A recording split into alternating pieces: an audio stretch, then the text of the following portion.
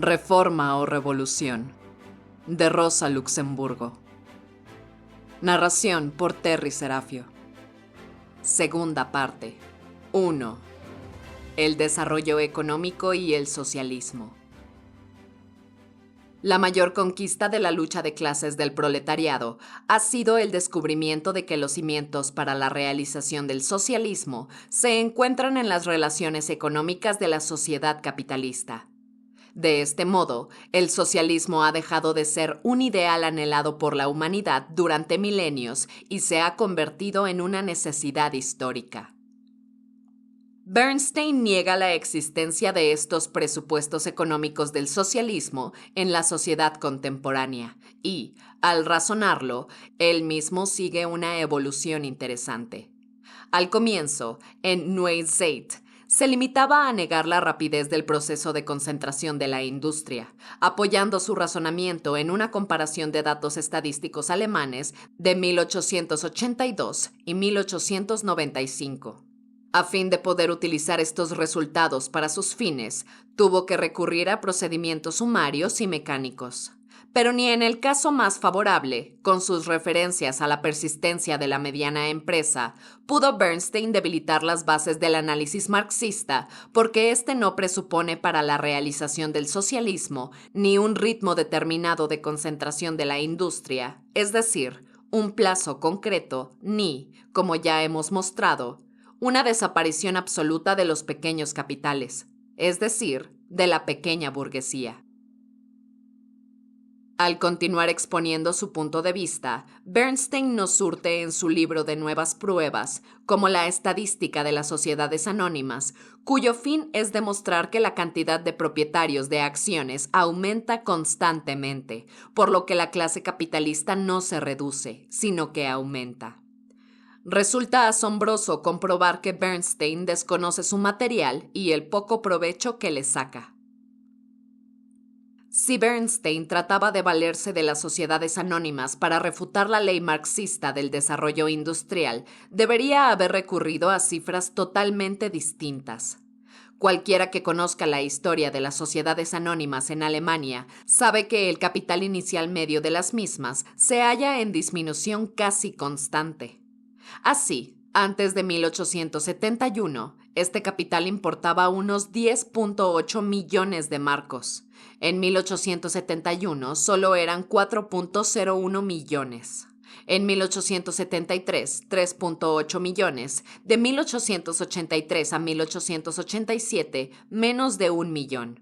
En 1891 ya eran solo 0.56 millones y en 1892, 0.62 millones de marcos. Desde entonces, las cantidades oscilan en torno al millón de marcos, cayendo de los 1.78 millones de 1895 a los 1.19 del primer semestre de 1897. Cifras asombrosas. Con ellas podría Bernstein construir seguramente toda una teoría antimarxista del retorno a la pequeña empresa.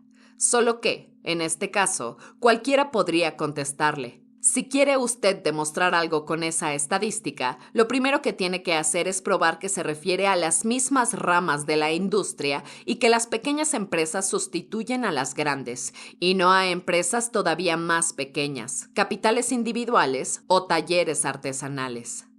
Pero probar esto es imposible.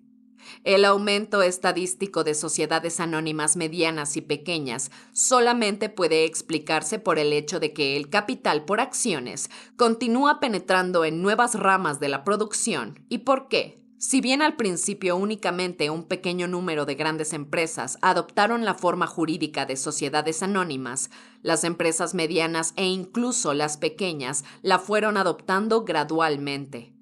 Hoy existen sociedades anónimas con un capital de menos de 1,000 marcos. ¿Cuál es el significado, desde el punto de vista de la economía política, de la expansión de las sociedades anónimas? La progresiva socialización de la producción en su forma capitalista. Y no solo de la gran producción, también de la mediana y la pequeña. Es decir, la expansión de las sociedades anónimas no solo no contradice la teoría marxista, sino que la confirma brillantemente. ¿En qué consiste este fenómeno económico de las sociedades anónimas? De un lado, en la unificación de muchas pequeñas fortunas en un gran capital productivo. De otro lado, en la separación entre la producción y la propiedad del capital, es decir, en una doble superación del modo de producción capitalista, aunque todavía sobre una base capitalista. Frente a esta consideración, ¿qué significan las estadísticas que Bernstein aporta acerca del gran número de accionistas partícipes de una misma empresa?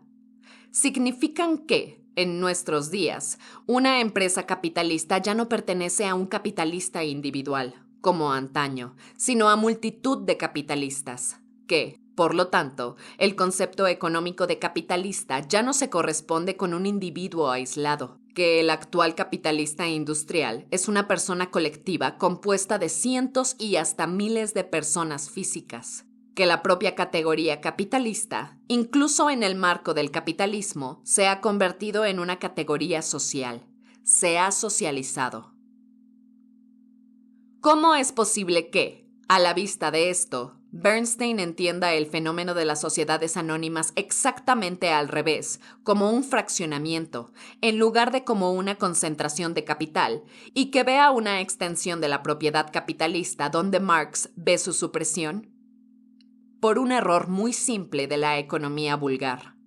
Bernstein no entiende por capitalista una categoría de la producción, sino el derecho de propiedad. No entiende una unidad económica, sino una unidad fiscal. Y no entiende el capital como un todo dentro de la producción, sino únicamente como fortunas dineradas. Por eso, en su ejemplo del trust inglés del hilo de coser, no ve la fusión de 12.300 personas con dinero en una sola unidad capitalista, sino 12.300 capitalistas diferentes. Así, el ingeniero Schulze se le antoja un capitalista, dado que la dote de su mujer incluyó una gran cantidad de acciones. Por eso, para Bernstein, los capitalistas polulan por el mundo. Aquí también la ignorancia propia de la economía vulgar le sirve a Bernstein como base teórica para la vulgarización del socialismo. Al transferir el concepto capitalista de la esfera de las relaciones de producción al de las relaciones de propiedad, y al hablar de personas en vez de empresarios, Bernstein transfiere la cuestión del socialismo de la esfera de la producción a la esfera de las relaciones patrimoniales, es decir, de las relaciones entre capital y trabajo a las relaciones entre ricos y pobres. De este modo, vamos felizmente de Marx y Engels al autor de El Evangelio del Pobre Pescador, con la sola diferencia de que Weitlin, provisto de un fino instinto proletario, reconocía una forma primitiva de los antagonismos de clase en esa oposición entre ricos y pobres, convirtiendo esta en una palanca del movimiento socialista. Mientras que, por el contrario, Bernstein ve la realización del socialismo en hacer ricos a los pobres, es decir, en el desvanecimiento de los antagonismos de clase en un sentido pequeño burgués. Es cierto que Bernstein no se limita a estadísticas de ingresos, sino que aporta también otras de empresas de varios países. Alemania, Francia, Inglaterra, Suiza, Austria y Estados Unidos. Pero, ¿qué estadísticas son estas? No son datos de diferentes periodos en cada país, sino datos de cada periodo en los distintos países. A excepción de Alemania, donde repite su viejo contraste entre 1882 y 1895, Bernstein no compara la estructura de las empresas de un país en momentos distintos, sino solamente las cifras absolutas de los diversos países. Para Inglaterra, 1891. Para Francia, 1894. Para Estados Unidos, 1890, etc. La conclusión a la que llega es la siguiente. Aunque es cierto que actualmente la gran empresa es preponderante en la industria, también lo es que incluso en un país tan desarrollado como Prusia solo representa, incluyendo las empresas dependientes de ella, la mitad de la población activa en la producción. Lo mismo sucede en Alemania, Inglaterra, Bélgica, etc. Pero lo que Bernstein prueba de este modo no es la existencia de tal o cual tendencia del desarrollo económico, sino simplemente la relación absoluta de fuerzas entre las diversas formas de empresa, con respecto a las diversas clases de producción. Si a partir de aquí se pretende demostrar la imposibilidad del socialismo, es porque esa demostración se sustenta en una teoría según la cual el resultado de las luchas sociales depende de la mera correlación numérica de fuerzas, es decir, del momento de la violencia pura. Y así, Bernstein, que siempre truena contra el blanquismo, cae en el error blanquista más grave, aunque con la diferencia de que el blanquismo, como tendencia socialista y revolucionaria que es, presupone la posibilidad económica del socialismo y a este fin orienta la revolución violenta, aunque sea la de una ínfima minoría. Por el contrario, Bernstein concluye que la inexistencia de una mayoría numérica socialista imposibilita el socialismo. En realidad, la socialdemocracia no espera alcanzar su objetivo último ni por la violencia victoriosa de una minoría, ni por la mera superioridad numérica, sino como resultado de la necesidad económica, y la comprensión de tal necedad, que llevará a la supresión del capitalismo por las masas obreras. Y esa necesidad se expresa, sobre todo, en la anarquía capitalista. Respecto a esta cuestión decisiva de la anarquía en la economía capitalista, Bernstein niega las grandes crisis generales, pero no las parciales y nacionales. Es decir, excluye la posibilidad de mucha anarquía, pero admite que se dé alguna. Para Bernstein, a la economía capitalista le ocurre, para usar las palabras de Marx, como a aquella alocada muchacha que tuvo un niño y que se disculpaba diciendo, sí, pero es uno muy pequeño. Lo malo de esto es que, en cuestiones como la economía, poca o mucha anarquía son igual de malas. Si Bernstein admite la existencia de un poco de anarquía, ya se encargará la propia dinámica de la economía de mercado de aumentarla hasta lo inaudito, hasta llegar al colapso. Pero si Bernstein espera poder convertir gradualmente ese poquito de anarquía en orden y armonía, conservando al mismo tiempo el sistema de producción de mercancías, cae de nuevo en uno de los errores fundamentales de la economía vulgar burguesa, a saber, considerar que el modo de producción y el modo de distribución son independientes el uno del otro. No es esta la ocasión para poner de manifiesto en su conjunto la sorprendente confusión que Bernstein muestra en su libro respecto a los principios más elementales de la economía política. Pero sí hay que aclarar un punto al que nos conduce la cuestión esencial de la anarquía capitalista. Bernstein declara que la ley del valor de Marx es una mera abstracción, lo que para él, según su concepción de la economía política, evidentemente es un insulto. Y si solo es una mera abstracción, una ilusión mental, entonces todo ciudadano honrado que haya hecho el servicio militar y pague sus impuestos tiene el mismo derecho que Carlos Marx a convertir cualquier disparate en una ilusión mental, es decir, en su propia ley del valor. Marx tiene tanto derecho a hacer abstracción de las propiedades de las mercancías hasta dejarlas reducidas finalmente a simples materializaciones de cantidades de trabajo humano, como la escuela de von Hebons a hacer abstracción de todas las propiedades de las mercancías, a excepción de su utilidad.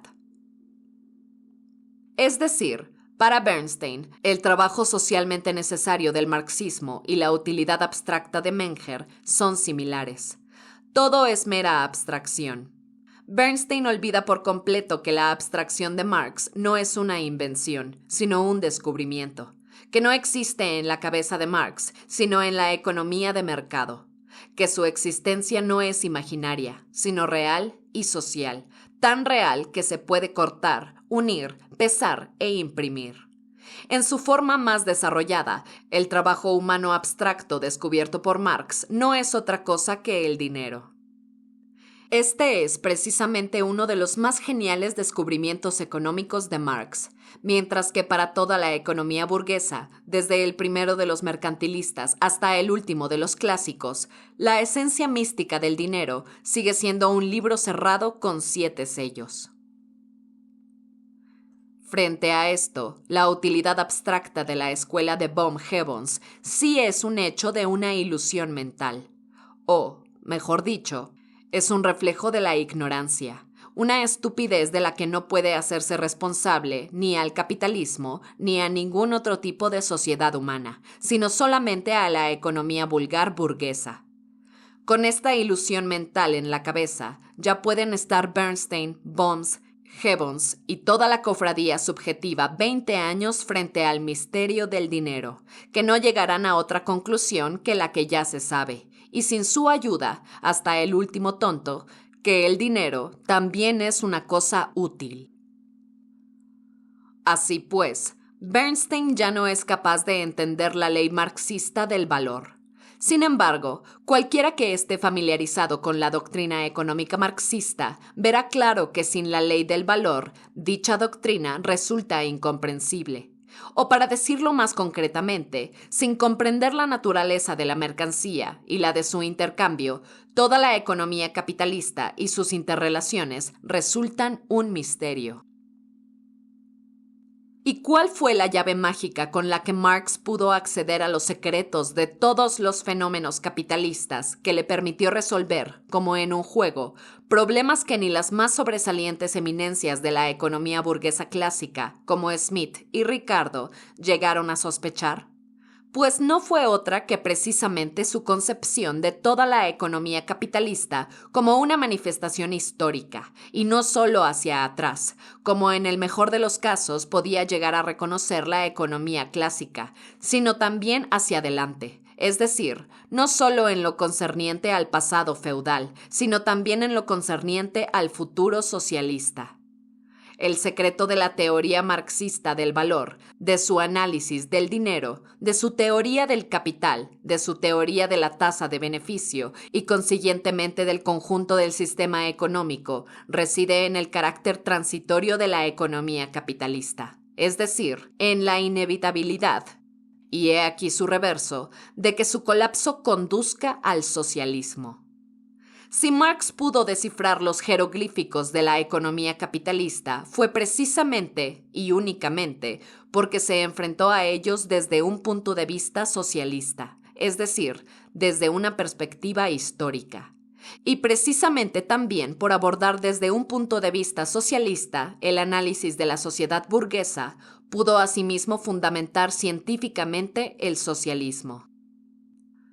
Desde este prisma hay que interpretar las observaciones que Bernstein hace al final de su libro, como lamenta el dualismo presente en toda la obra monumental de Marx, El Capital, un dualismo consistente en que la obra quiere ser un estudio científico y, al mismo tiempo, demostrar una tesis ya elaborada con anterioridad a la realización del libro, es decir, se basa en un esquema que ya contiene de antemano el resultado al que debería llevar el desarrollo de la obra. La vuelta al manifiesto comunista, es decir, al objetivo último socialista, demuestra la persistencia de restos de utopismo en la doctrina marxista. Pero el dualismo marxista no es otra cosa que el dualismo del futuro socialista y el presente capitalista, del capital y el trabajo, de la burguesía y el proletariado. Es el monumental reflejo científico del dualismo existente en el orden social capitalista, de sus antagonismos de clase. Y si Bernstein no ve en este dualismo teórico de Marx más que restos de utopismo, ello no es más que una confesión ingenua de que niega las contradicciones de clase en la sociedad burguesa y de que, para él, el socialismo también es un resto de utopismo. El monismo, es decir, la ordenación dada por Bernstein, es para él la unidad eterna del capitalismo, la ordenación de un antiguo socialista que ha renunciado a su objetivo último y ha acabado viendo en la sociedad burguesa, única e inmutable, la culminación del desarrollo humano.